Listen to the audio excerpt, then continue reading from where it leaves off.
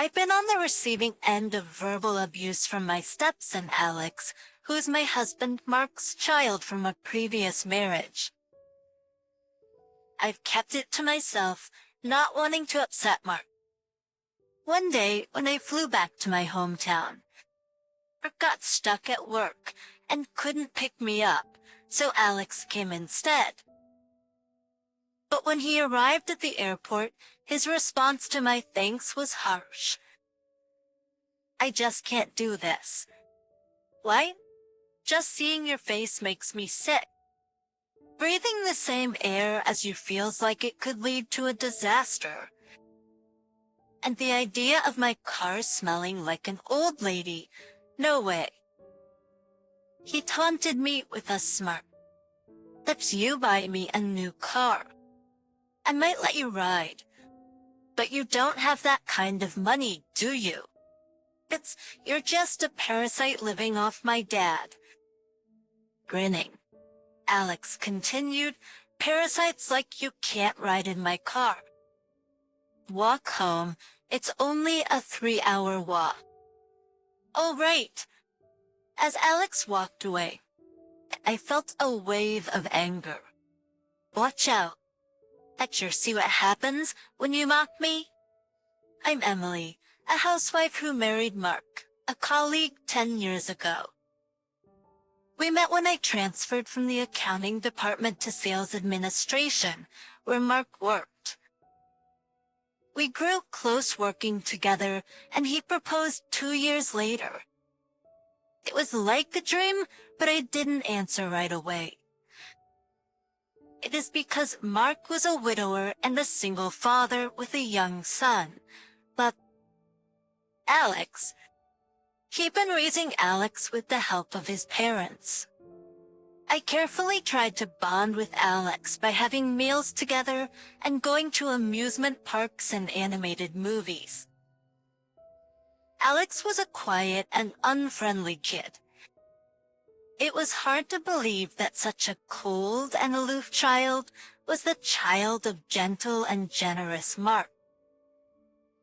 But I knew it must be hard for a boy at his age to warm up to a new mom. I decided to think if Alex rejects me, we'll drop the talk of marriage. Surprisingly, Alex accepted me. "Much popular?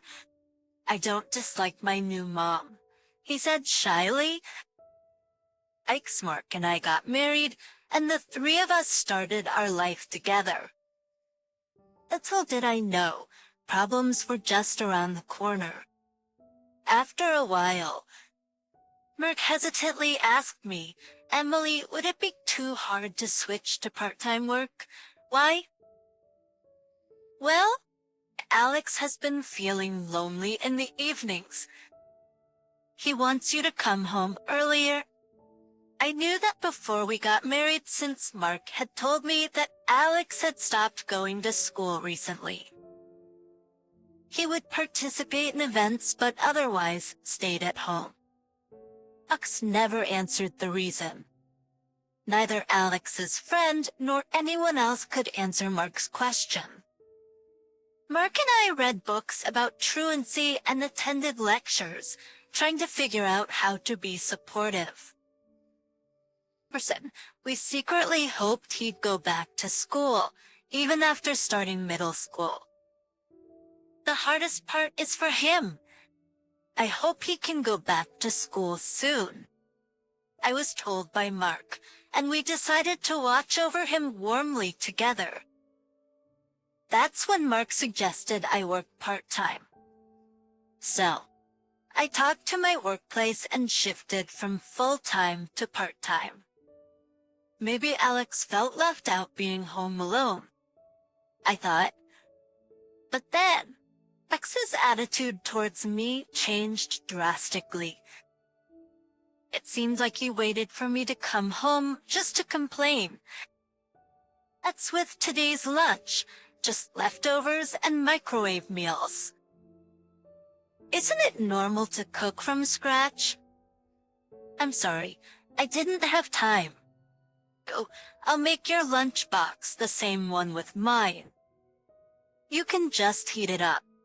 Look, another shortcut. You could just come home during your lunch break and cook.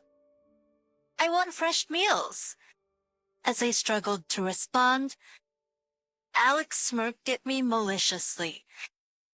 A mother should be able to do at least that. All right, I got it. It takes 40 minutes to drive back and forth to work. My lunch break is just an hour. Even if I wake up early to prep, I end up with no time to eat my own lunch if I cook for him. Yet, I continued to sacrifice my break time to make Alex's lunch, hoping to make him happy. But instead of appreciating it, Alex frequently criticized me. Can't you make the fried rice fluffier? It's nothing like the restaurants. Well, they're professionals, after all. Axo overheard and scolded me. And there you go, making excuses again. A dad has to work to earn money, but you're just living off him. If you can't do the household chores properly, what are you good for? Sorry, you're right. Alex's smug smile widened.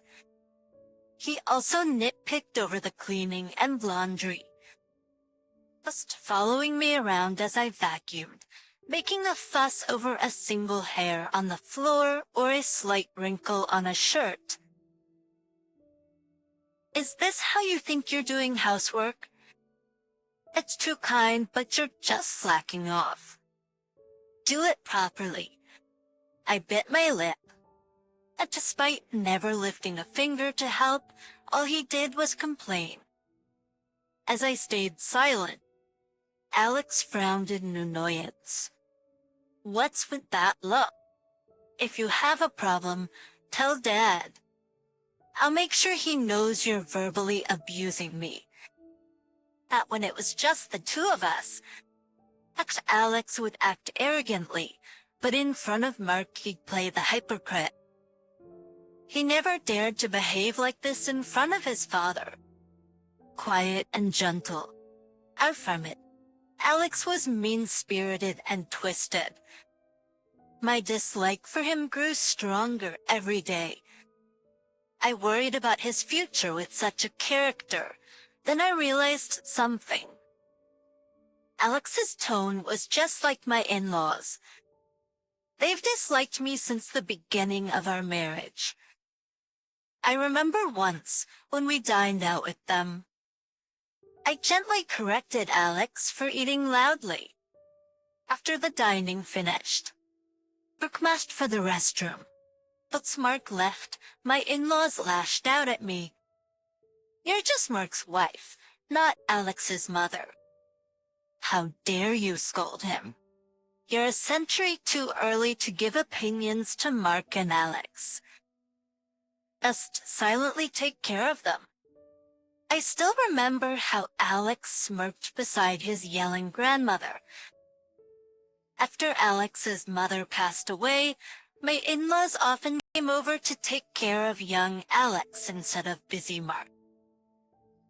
It was inevitable that he absorbed their views. I wondered if he spoke harshly to his friends too. Was his inability to fit in at school the reason he couldn't attend?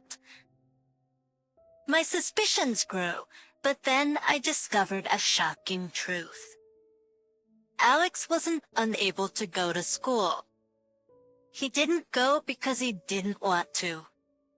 I realized this when I overheard a conversation between Alex and his friend. I come home early from work due to a fever. Although I had come home early from work due to a fever, I decided to make Alex's lunch, so I made pancakes and salad and delivered them to his room.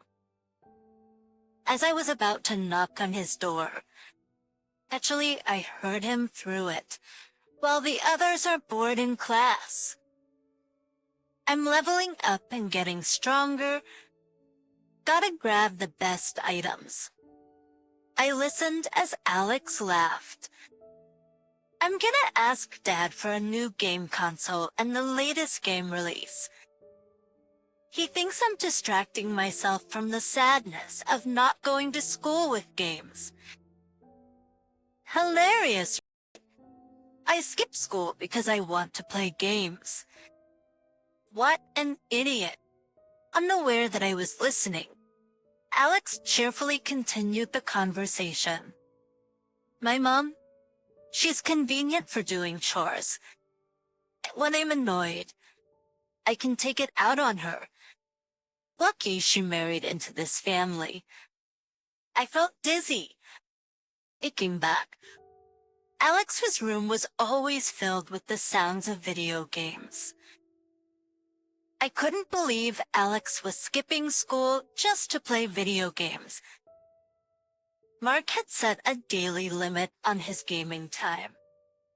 So, by the time Mark gets home, Alex is always watching TV in the living room, pretending to be keeping his promise on the surface. It must be because his grandparents let him play games as much as he wanted from a young age. When I burst into Alex's room, he looked startled and hurriedly hung up the phone. Don't eavesdrop. I tried to stay calm as I spoke to him. Why don't you tell the truth? Mark is really worried about you. He thinks something happened at school. Alex glared at me. Leave me alone. Dad's just too serious about everything. He'd definitely forbid gaming. If you won't tell him, I will. Angry, Alex suddenly seemed to get an idea, smirking at me. He fiddled with his phone and then showed it to me triumphantly. You can go against me. I'll tell Dad you're cheating on him. I was taken aback by what appeared on the screen. It showed a scene of me having dinner with a male acquaintance at a high-end restaurant. I followed you secretly the other day. You were meeting your lover, weren't you? I quickly thought it through. If Alex showed this to Mark and shared his thoughts, it seemed likely to create a rift between father and son. I haven't betrayed Mark. Liar. I see through everything, so I sighed and shrugged. Fine. I won't tell him. But you should when you get the chance. Tell him you don't want to go to school. Not that you can't. But my words seemed to have no effect on Alex. Since then, his rudeness only escalated. He either blatantly ignored me or showered me with sarcastic remarks. After Alex entered middle school, his attitude towards me became exclusively one of two things. You only know how to do housework, parasite. You married Dad for his money, right? Rich women have it easy. Just charm a rich guy, get married, and then you can live leisurely. Beating on Dad with his money, that's the lowest. Ever think about who's providing for this house? But when Alex entered middle school, we sold our apartment and moved to a suburban house. I hoped that his temper would mellow out a bit, but my expectations were disappointed. After all, he hardly went to school and ended up studying at an online high school. After graduating, he didn't get a regular job. He just took occasional part-time work when he felt like it. I had tried hard to bond with Alex early in our marriage, but I eventually gave up. I learned to ignore his insults when Mark wasn't around. One day, Mark came home from work and mentioned, Alex wants to get his driver's license. I told him to save up his part-time earnings for it. Maybe having a goal will motivate him to work harder. He might even get a regular job once he's used to working. A few days after this hopeful conversation, my Mile arrived unannounced, grinning as she told Mark. I took care of the driving school enrollment for Alex. What? Acquire once he gets his license. I'll buy him a new car. It'll be fun. Won't make decisions like that. I told him he had to pay for it with his part-time earnings. Mark, unusually agitated, was met with a nonchalant response from his mother. Alex needs our help. His salary isn't much. It's only right to support him. Mark, perhaps thinking it futile, stopped protesting further. As expected, Alex didn't work and instead went to driving school. After getting his license, he had his grandmother buy him a foreign car, which he used to drive around and boast to his friends. Like Mark, I lost the will to advise either my male or Alex, secretly just hoping he wouldn't cause any accidents. When I was accustomed to Alex's driving, I flew to my hometown to attend a friend's wedding. Like the next day, while on my way back by plane, I received a message from Mark. Sorry. Just a mistake by one of my subordinates came up and I have to work overtime. I don't know what time I'll be able to come home.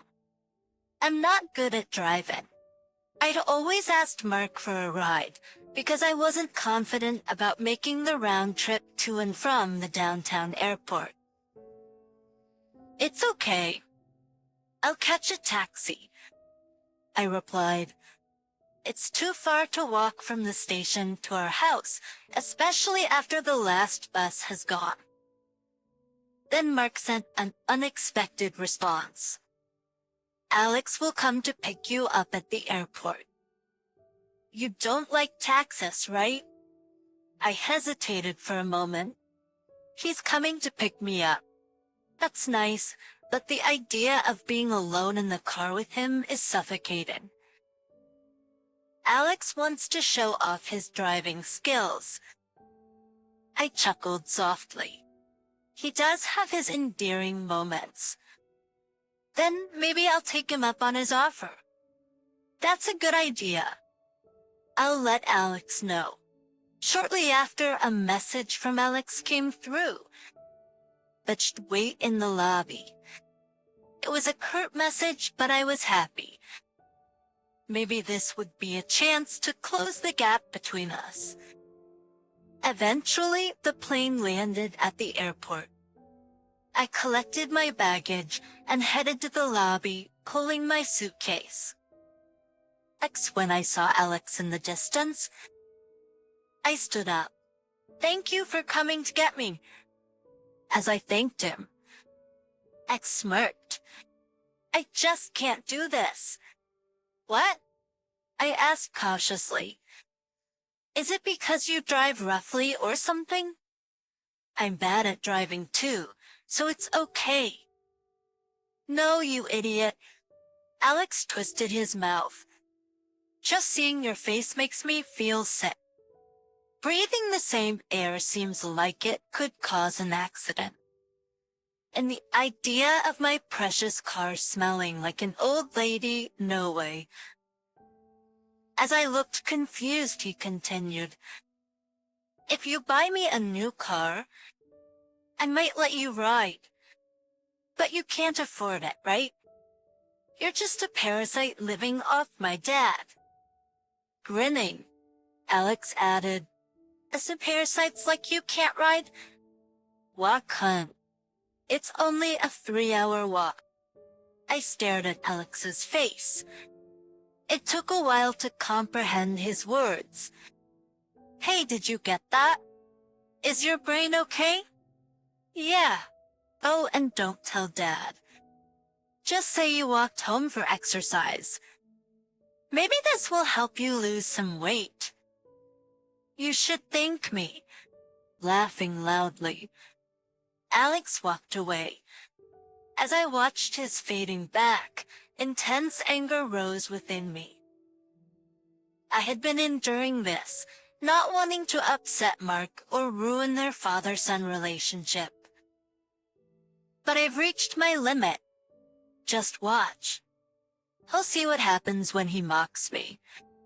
Walking home for 3 hours in the middle of the night is too much. I don't like it, but I'll take a taxi home. About 10 minutes into my walk to the taxi stand, my phone rang. It was Alex. I ignored the call, but as soon as it went to voicemail, he called again. He kept calling persistently. The echoing ring in the empty hallway was so loud that I finally gave in and answered. "Hello. Don't ignore me," answer quickly. "What? If it's nothing." "I'm hanging up. What did you tell Dad?" Alex sounded almost hysterical. He must have really upset Mark. "I just told him about your behavior. You had no business doing that." "Where are you?" "On my way to the taxi stand." "Then wait there. I'm coming to pick you up. I'll need to trouble yourself." Oh, you've hung up.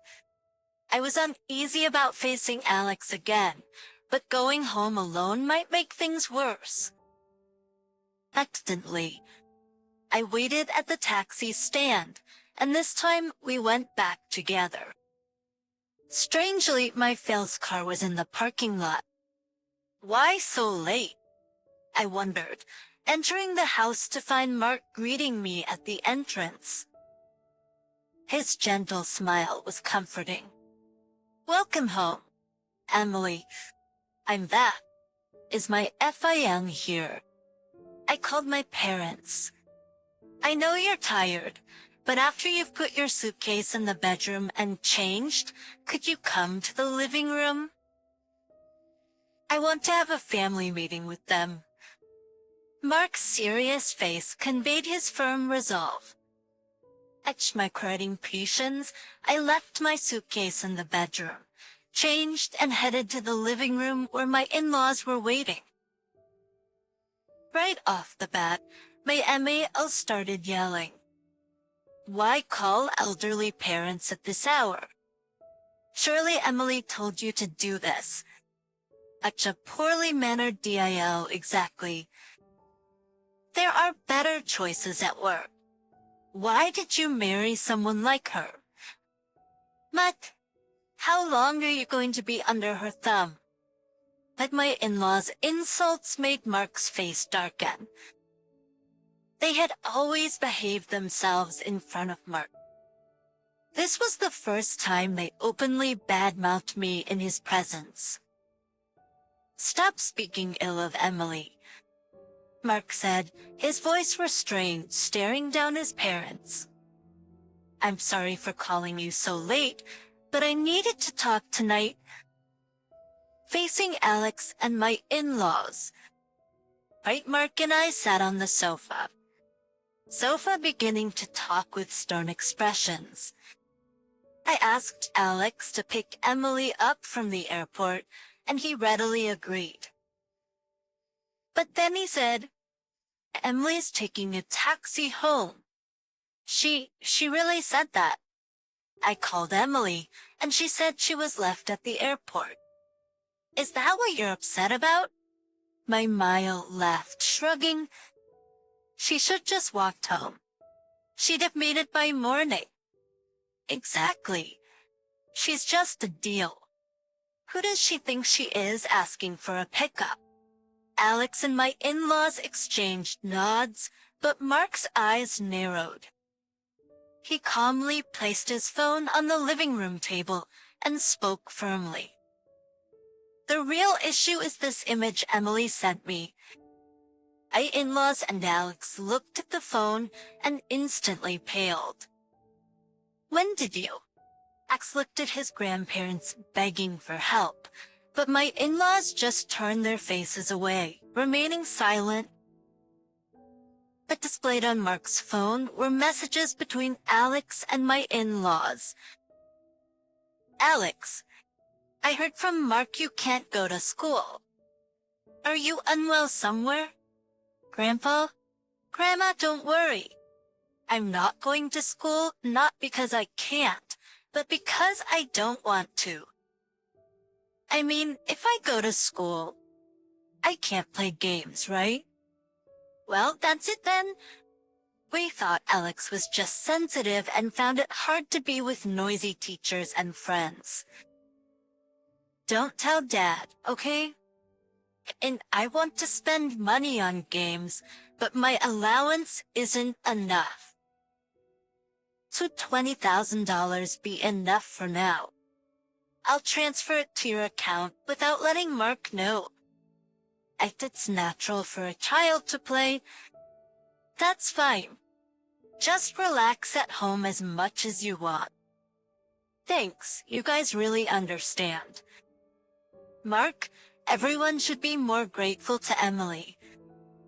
Then, Alex, who'd been silent with his mouth turned down at the corners, suddenly looked up as if he had an idea. With a smirking face, he addressed Mark. Dad, do you really trust this auntie? I mean, Emily, huh? Course, annoyed Mark responded. And Alex, with a full smile, proclaimed, this woman. She's been cheating. Yeah, maybe she still is. What? Cheating? I knew it. I had a feeling. Such a worthless woman. The in-laws became excited. Do you have proof? Of course. Just wait. As Mark frowned skeptically, Alex scrolled through his phone, hurrying to find the so-called proof. Found it. Let's see. The in-laws peered eagerly at the screen. Alex, sitting back smugly and with a look of triumph, declared confidently, I'm smart, so I kept the photo from that time. Good job, Alex, my file condescendingly addressed Mark. You see now? Get rid of such a woman. If you need a wife just for housekeeping, you can find another. That's right. She should be grateful just to be in this house, but instead she's acting like a mother. So annoying. Yeah. You're living off Dad and yet have the nerve to cheat. Shameless, Alex joined in angrily. Odd, you really lack judgment. Next time you marry, find someone younger, prettier, and more obedient. 50-something, ordinary looking, and sorry for being defiant. My anger boiled. So get out, cheating woman. This is mine and Dad's house. Guess I'm not cheating. I looked up at Mark, who seemed to understand, and nodded. Peering at Alex's phone, then meeting my gaze. Mark sighed deeply. Alex, you followed Emily? Yeah. She dressed up and went out, not acting her age. It was a yearly dinner with a friend. Right, cheating with a man? A what? Confused. Alex and the in-laws looked at Mark, who wore a stern expression. At December 20th at the restaurant near the station. He's an old friend of mine who works abroad, comes home for Christmas, so we eat together every year. He's been my friend for years and Emily's college classmate. It's only me and him in the photo, but Mark joined us after work. See, it's a table for 4. Oh, it's true. He said the in-laws scrutinized the phone screen, then glanced at Alex. Seriously? I kind of remember this guy. He's Dad's friend. Alex scratched his head and laughed it off. However, his complaints towards me didn't seem to end, and he pointed at me, hurling more insults. But still, she's living off Dad's money, right? And paying the house loan, too. Nail joined in. That's right. And yet she acts so high and mighty. Who does she think she is? I've never once thought of her as a mother. Actually wanted to oppose the marriage, but she forced her way into our house. No, you accepted me, and that's why we got married. What are you saying now? It's obvious she married Mark for his money. Mark, wake up! You're being deceived. Mark shrugged off his clinging mother and firmly stated. Alex asked for her to come home early, so she switched to part-time work. Have you forgotten? Was that so? I feel guilty for leaving all the household work to Emily while I'm busy with work. And you, who hardly works and just plays games at home, have no right to say anything. Mark glared sternly at Alex. Thanks to Emily, we can live in this spacious house. Be grateful to her. What? This house was bought by Emily. Alex's eyes widened. What do you mean? When Alex was struggling with school and staying at home, Emily suggested moving to a suburban house from our apartment near the station, thinking you would be more comfortable. Alex was speechless as Mark turned to him. Emily asked me to keep it a secret, not wanting to make you uncomfortable. But I should have told you sooner. Alex's face turned pale. Technically, it's Emily's and my house, since I contribute to the expenses too. By the way, Alex, have you paid even a penny towards living expenses since you started working? Wait, you're not telling Alex to leave, are you? The in-laws and Alex panicked. Emily, the cheating thing was just a misunderstanding, and we didn't know this house was bought by you. Right. Alex? Yeah, if you bought it. I don't need to leave. Alex smiled ingratiatingly at me. Let's forget about the past and get along. Mom, we're family. After all, please forgive me. Looking forward to being with you. He smiled, trying to cozy up to me, but Mark finally lost his temper. How dare you say such shameless things? Mark's bellow made the in-laws and Alex tremble. If you care so much about Alex, then live with him. I refuse to take care of him any longer. From today, I cut ties with you. But don't ever show your faces again. You're so cold-hearted. But you used to be so kind, but you've completely changed because of your wife. A father, yet so heartless. Mark glanced coldly at his lamenting in-laws. All right, Alex, come live with us from today. We'll live together. Thanks, Grandpa. Oh, Dad, you'll regret being so cold to your precious heir. While complaining, the in-laws and Alex left our house. Just living with them. Alex's self-centeredness seemed to exasperate his elderly grandparents. Despite living with his elderly grandparents, Alex doesn't help with any household chores at all. Alex spends more time playing games than working, and when his part-time job earnings run out, he pesters his pension-living grandparents for pocket money. Maybe you should take Alex back. The parents should take care of their children. Our pension and savings are getting devoured by Alex. Please take him back. So later, the in-laws called Mark, begging him to take Alex back, but Mark immediately blocked their number. The half a year passed, and the $10,000 Alex had used for my account still hadn't been returned.